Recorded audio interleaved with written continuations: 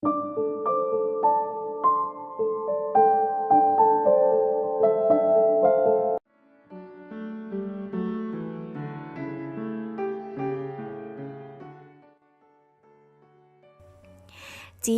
of a Doctor Wife, Chapter 72. Nang matapos kaming kumain, ay agad kaming umalis sa restaurant. Dahil may dadaanan pa kami. Mayroon siyang ipapakita sa akin. Tiyak na ikakatuwa ko raw. Ano ba kasi yun? Kanina pa niya ako pinapakaba. Kung ano ba itong ipapakita niya sa akin? Na-excite ako na kinakabahan. Malapit na tayo. Anya nang nakangiti. Ilang minuto lang ang nakalipas. Iginilid niya ang sasakyan sa may 3 palapag na gusali na may mga taong abala sa kakapintura sa labas. Pinatay niya ang makina ng sasakyan at nauna siyang bumaba. Pagkasara niya sa pintuan ng sasakyan ay dumiretso sa may edad na lalaki. Tila ba nagbibigay siya ng instruction bago siya bumalik sa kinapaparadahan ng sasakyan. Napansin kong huminto sa pagtatrabaho ang mga kalalakihan. Nakangiti siya nang pagbuksan ako ng pinto. Inalalayan niya akong mabuti sa pagbaba. Napakapit ako sa braso ni Zine habang unti-unti kaming humahakbang papasok sa loob ng 3-story building. Nakapintura na ang buong loob at inaayos na lang ang buong interior design sa loob. What is this? Nakataas kilay ko na tanong sa kanya. All yours, darling. Ikaw nang bahalang magbigay ng pangalan. At may palakad ko ng lahat ng mga kailangan under your name. Nakangiting saan ito? Para saan, Zane? Nalilitong tanong ko. Bakit niya ako kailangan regaluhan ng ganito? Napakurap-kurap ako para alisin ang nababadyang luha sa mga mata ko. Simula nung pumayag ako na bigyan ng second chance ang marriage namin, ay walang araw na hindi ko naramdaman ang pagsamba ni Zane sa akin. Hindi ko siya nahanapan ng butas o konting mali sa pagpapakita niya ng totoong siya, lalo na sa pag-aalaga niya sa akin. Binawi niya ng sobra-sobra ang kamalian na nagawa niya sa akin noon. Do you like my gift for you? Para may pagkaabalahan ka at hindi ka mabagot sa bahay. It's your restaurant and soon to be open. Ang gagawin mo na lang ay ang palaguin to. Tumaas ang kilay ko. Paano ko to may enjoy kung buntis ako? Hindi na nga ako makapasok sa culinary school ko dahil napakaantukin ko ngayon. Pakiramdam ko talaga, hindi lang isang bata ang dinadala ko. You should have told me. Tila may tampong sabi ko, para ako lang nag-decide ng kulay. Tumawa siya at kinabig ako sa dibdib niya. Inaplos niya ang tiyan ko kasama ang buong pagmamahal sa bawat hagod ng mga palad niya. Pakiramdam ko mas lalong nabubuhay ang ipinunla niya sa sinapupunan ko. Binuhat niya ako at ipinatong sa mesa. Nataranta ako at hindi ko napigilan ang umahon ng kaba sa dibdib ko. Shoota, hindi pwede kung sakaling may iniisip siyang hindi maganda. Zane ha? Pinanlakihan ko siya ng mga mata pero isang nakakalokong ngiti ang binigay niya sa akin. Don't worry darling, I won't bite you here. Baka may makakita kung paano ko papakin ang asawa ko. Napasingap ako. Mabuti naman. Bakit hindi mo sinabi sa akin? Ulit ko. Then it won't be surprise anymore kung sinabi ko sa'yo. Naisip ko mahilig kang magluto at mahilig kang mag-drawing. Kaya ang 3rd floor nito ay magiging art gallery mo. Kung ano yung nagpapasaya sa araw-araw, ay siyang nagpapasaya sa puso ko. Hinawakan niya ako sa baba upang iangat ang mga paningin ko, upang salubungin ko ang mga nangingislap niyang titig. Gusto ko lagi nakangiti ang mga labi mo, Mikay. At ang bawat ngiti mo ay magbibigay kulay sa buhay ko. You deserve this. You deserve all the best in the world. I smiled but I winced at that. Sinikap kong pigilan ang pagnanais na wag mapabulalas ng iyak. Hindi ko maintindihan. Napakaromantiko ng asawa ko. Tila ba walang sinasayang na oras. Basta ang mahalaga sa kanya ay ang oras na inilalaan para sa akin at sa mga bata. Makita niya lamang kaming masaya at nakangiti. And he never failed to impress me. Parang may mainit na humaplos sa dibdib ko. Umangat ang kilay ko para alisin sa katawang lupa ang kilig na laging pinaparamdam sa akin ng lalaking to. What I expected from you is a simple courtesy. Nakangiting wika ko. Thank you very much. I don't need expensive gift to be happy. All I want is you. Dito ka lang sa tabi ko. Kayo ng mga bata. Tumanda kang kasama ko, Zane. He smiled. I am happier than I ever thought I could be. This time he kissed me, though it wasn't that intense, smooth. He just brushed his mouth over my lips, barely a touch but somehow making it the most memorable kisses in the history of our kisses.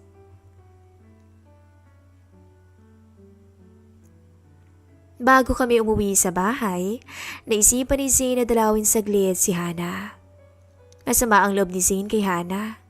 Imbis na isipin ang ginawa nitong masama, mas inisip na lamang niya ang magandang pinagsamahan nila sa kabila ng pagbabalat kayo ni Hana. Naawa rin kami minsan kay Tita Farah. Ilang beses namin itong nakikitang iniiyakan ang larawan ni Hana. Kahit hindi niya tunay na anak si Hana, ramdam namin ang sakit na nararamdaman nito. Hey! Nakatawang wika ni Hana mula sa likuran namin. Sabay kaming napalingon ni Zane sa pinanggalingan ng boses. Hindi namin inaasahan na makikita sa ganitong itsura si Hana. Magulo ang buhok, walang makeup, may mga sugat sa gilid ng kanyang labi at medyo maputla pero maganda pa rin naman siya. Bakit para kang natuklaw ng ahas dyan? Anya na pilit ng umiti. Napakapit ako sa braso ni Zane. Hey! Nasa mga labi ko ang alanganing ngiti. Inalalayan ako ni Zane na maupo at mas pinili ng asawa ko ang lumayo saglit. Kagyat akong napatingin sa mukha nito. Malamlam ang mga matang nakatitig ako kay Hana. May nakikita akong gumuhit na awa sa mga mata niya. Pinagsiklop ni Hana ang dalawang kamay sa ibabaw ng mesa at napapansin ko ang panginginig ron. She took a deep breath. Ang kaninang nakangiti ay biglang matalim kung makatitig. Nagpunta ba kayo rito para sumpatan ako? Para ipamukha sa akin ang pagkakamali ko? Kung yun ang pinunta nyo rito, baka kaalis na kayo. Naghihirap ako dito at alam kong tuwang-tuwa kayo. Asik siya sa akin. Maniwala ka o sa hindi. Hindi ito madali para sa amin. Sa dami ng sinaktan nyo, handa pa rin kaming patawarin ka. Sana mapatawad mong sarili mo, Hana. Mahinaw na sabi ko sa kanya. She chuckled. Maniwala ako sa'yo. Alam ko naman na masaya kayong lahat sa nangyari sa akin. Nanalo na kayo at nakikita niyo ang pagdarusa ko dito sa bilangguan. Anya na may hinanakit sa kanyang tinig. Walang sumaya sa nangyari sa'yo, Hana. I countered. Pero mas pinanatili ko ang pasensya. Ikaw ang pumili ng buhay mo na magkaganyan ka. Kung bakit ka andito ngayon. Your life, your choice. But you choose the wrong path, Hana. Mas pinili mo ang maging masama kaysa maging mabuti. Hindi siya agad nagsalita. Tumitig siya sa akin. Bakit bang bait mo, Zaira? Ang tanging hinahangad ko lang naman ay mahalin ako ng mga taong mahal ko. Para sa akin hindi sapat ang pagmamahal na binibigay ni Mom and Dad. Dahil pakiramdam ko, mas higit nilang mahal si Zane kaysa sa akin. Pati ang pagmamahal ni Zane ay hinahangad ko. Ginawa ko ang lahat pero hindi ako minahal pabalik. Mali lang siguro ang pagtingin ko sa pagmamahal. She breathed harsh. Nanunubig na ang mga mata nitong nakatitig sa akin. Ang paghahangad ko ng pagmamahal ay nauwi sa puot at galit na matagal ko nang kinikimkim sa loob ko.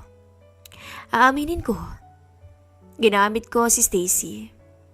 Sinamantala ko ang kasawian niya kay Zane. Pati ang pagkamatay ng anak niya, ginamit ko. Kaya nagawa kong kunin ang anak ni Elsa sa batang patay na isinilang ni Stacy. Pero tama si Zane. Hindi niya anak ang bata. Umiling-iling siya at tumagulgol. Tumigim ako at nagpahid ang mga mata at sinikap na huwag magpatangay sa mga luha. Sana mapatawad mo na ang sarili mo, Hana. Iyon ang magpapalaya sa bigat na nasa puso mo. Hindi ko alam na ang paghahangad ko ng sobra-sobrang pagmamahal. Ayun pala ang lalason at unti-unting papatay sa akin. Say sorry to Josh. Sinaktan ko siya at hindi ko pinahilagahan ang pagmamahal niya sa akin. Sana mapatawad mo ng sarili mo, Hana. Dahil lang ang magpapalaya sa iyo mula sa bigat ang nararamdaman ng puso mo. Tumayo na ako sa kinauupuan dahil hindi ko na kayang tingnan si Hana. Paalam, Hana. Sana mahanap mo ang kapayapaan sa puso mo. Sabi ko bago ako tumalikod. Hinanap ng mga mata ko si Zane. Nakita ko siyang may kausap na babaeng pulis. Tumikim ako para kunin ang buong atensyon nila. Sabay silang napatingin sa akin. Tumango lang ang babae na nasa 40s bago tumalikod. Oh Zane. Napakagatlabi ako at namuo ang mga luha. At yumakap ako sa aking asawa. Hinagod niya ang likod ko at hinagka ng ibabaw ng ulo ko. Relax. Iyon ang nababasa ko sa bibig ni Zane, bagaman hindi ito nakatingin sa akin, kundi sa direksyon ni Hana. Nagising ako sa mumunting ingay mula sa labas na hindi ko mawari. Inaantok pa ako. Kaya binaon ko ang mukha ko sa unan. But the noise was persistent. I groaned and opened my eyes. For a while, I was disoriented. Napagod ako sa lakad namin ni Zane kanina. Bumalik ako ng higa nang maalala kong dito pala kami dumiretso pagkatapos daan ng kambal. At ang buong pamilya ni Zane ay andito rin. I closed my eyes. Hindi ko mapigilan ang mapangiti. Our wedding will be tomorrow. That's the reason why we are here. Dito gaganapin ang reception at sa simbahan ng kasal namin bukas, exact 9 a.m. in the morning. I can't wait for tomorrow. Bumangon ako sa higaan at naupo sa gilid ng kama. Nakabukas ang dalawang malalaking bintana at malamig na hanging panghapon ang pumasok mula roon. Tumayo ako upang silipin ang maingay sa labas. From the open window, I could see the evergreen tropical trees. Nakita ko ang sinag ng araw na papalubog na tumatago sa mga dahon at sanga ng mga puno. May nakikita pa akong mga ibon na palipad-lipad at palipat-lipat sa magkabilang sanga at may pupunta rin sa kanya ni ibon at parang magtutukaan sila. Maaaring magkapareha ang mga ibon. Kaya sarap nilang pagmasdan at ang mga huni nila na tila napakagandang musika sa tenga. Tumayo ako upang magtungo sa French door para lumabas patungo sa beranda. When I saw my husband at the front door, smiling from ear to ear. When I realized I'm wearing a low-flowing off-shoulder white dress, and my husband was in his khaki short and a white bottom-down shirt. Nakabukas ang gitna nito, showing off his muscled chest. Hindi ako na-inform na dapat parehas kami ng damit. Anong mayroon? At sino ang salarin dito? Lumakad ako palapit sa kanya, ngunit nagsasalubong ang mga kilay niya. Umangat naman ang mga kilay ko ay tiningnan ko ang kabuuan ko sa full body mirror. Mukhang okay naman ang suot kong dress. Hindi ba maganda ang suot ko? Nag-aalalang tanong ko. Something missing? Anya na nakangiti. Kitang-kita ko siya sa likuran ko mula dito sa salamin. Binuksan niya ang isang mahabang box. Halos manlaki ang mga mata ko sa gulat. It's a diamond necklace. Kumikislap lalo kapag tinatamaan ng liwanag. Lumapit siya sa likuran ko. Maniwala ka ba sa akin? Kapag sinabi ko sa iyo na pag-aari pa to ng aking lola. Ang sabi niya sa akin noon, ibigay ko to sa babaeng pinakamamahal ko. At sa bisperas ng aming kasal, ay ibibigay ko to. At ikaw yun, Mikay. This is really meant for you. Paliwanag niya habang sinusuot ang kwintas sa leeg ko. Hindi naman ako makapaniwala na makakapagsuot ako ng ganito. Una, ang binigay niyang proposal ring. At ito naman ngayon. Nanlabo ang mga mata ko at nagbabadya ang mga luha. Pero kinagat ko ang pang-ibabang labi ko. I don't want to spoil the night sa kakaiyak. Mukhang may kasiyahan pa sa baba. Thank you so much. Ani ko habang hinahaplos ng daliri ko ang kwintas. Stop saying thank you. Sinabi ko na kanina you deserve all this because I love you. Masaya akong ngumiti sa kanya at hinalikan niya ako sa labi bago kami bumaba. Naabutan namin silang lahat sa hardin para sa salo-salo. Nakangiti at namamanghang lumapit sa amin ang kambal. Ang pag-iisang dibdib. Wherefore they are no more twain, but one flesh. What therefore God hath joined together, let not man put asunder. Zane point of view. I swallowed a lump in my throat and took a calming breath. Kahit anong gawin kong kalma sa sarili ko, hindi ko magawang pigilan ang kabang nararamdaman ko.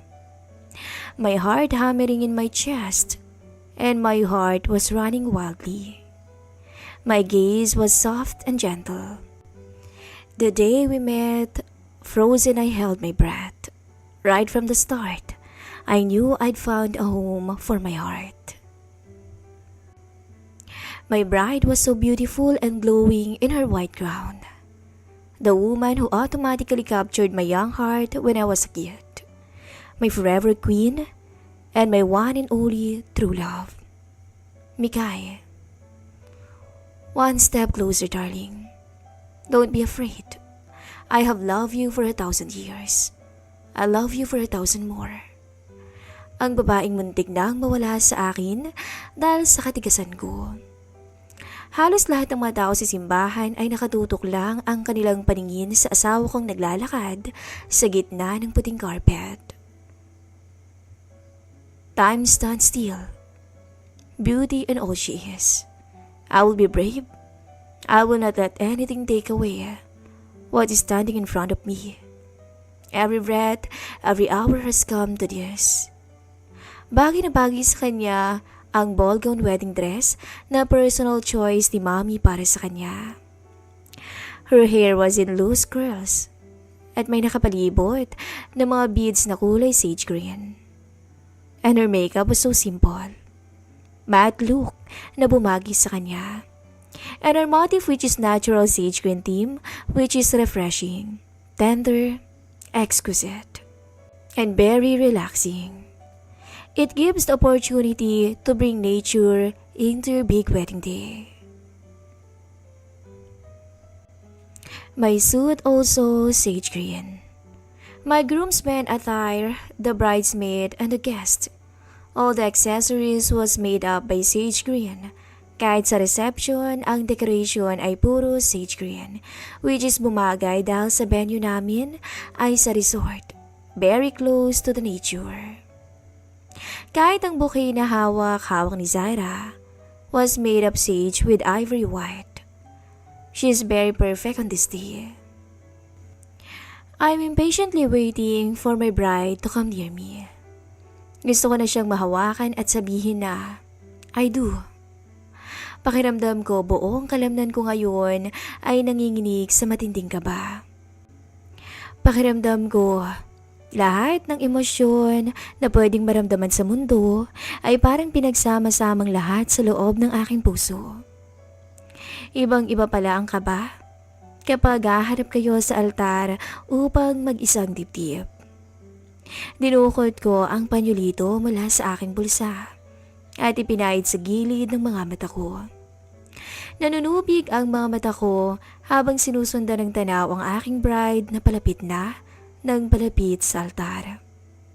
Walang tigil sa kakakuha ang photographer na kinuha ni Zari para sa kasal na to. Naramdaman ko ang kamay na pumatong sa balikat ko. Relax bro! Ikakasal ka lang, hindi ka bibitayin. Huwag kang pahalata na kabado ka. Pambubus ka sa akin ni Chris.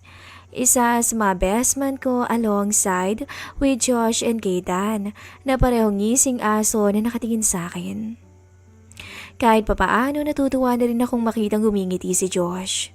At nagpaalam siya sa akin na may opportunity na binigay sa kanya na makapagtrabaho sa Amerika.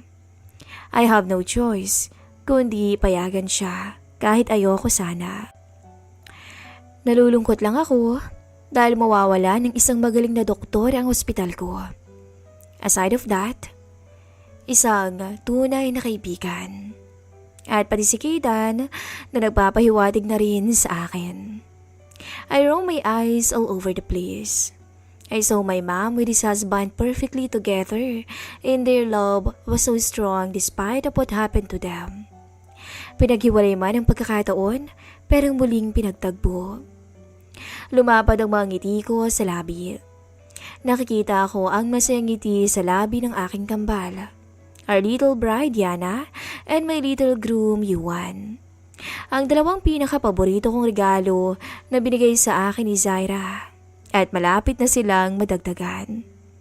I can't wait to see them soon. Nabaling ang mga paningin ko sa dalawang taong laging nasa tabi ko. My Tito Henry and Tita Farah. From bad times and good times, laging nakaagapay sila sa akin. Kahit mali na ako minsan, nasa akin pa rin ang paniniwala nila. Isa sa rason why Hannah started to rebel. And I really feel sorry for Hannah. Mga co-doctors ko and some of my employees was here also. I invited them na pinaunlakan naman nila. Hindi lahat pwedeng makapunta dahil nasa duty, pero lahat naman sila welcome sa araw na to. I'm so glad to see my father-in-law and Mikay siblings. Actually, medyo may phobia pa ako sa tatay ni Mikay. Paano ko ba makakalimutan ang gabing tinaga niya ako? That was the most embarrassing moment na naranasan ko sa buong buhay ko. Pero iyon din ang pinakamalaking lesson na natutunan ko sa buong buhay ko. I learned a lot from my mistake. Iba kapag ama na ang lumaban para sa kanyang anak. And I deserve punishment. Ngumiti ako kay tatay and he smiled back. Hinihintay din niya si Mikay upang siya ang maghatid ng kanyang anak sa akin. Nag-usap kami kagabi. Humingi ulit ako ng tawad sa kanya sa ginawa kong pananakit sa kanyang anak. Mikay's circle of friends, Elsa and his husband Nicolo, was here together with their daughter Kiara. Masaya ako para sa kanila. At sana hindi na bumalik ang sakit ni Kiara. Hiling ko din sa kanila was a happy family too.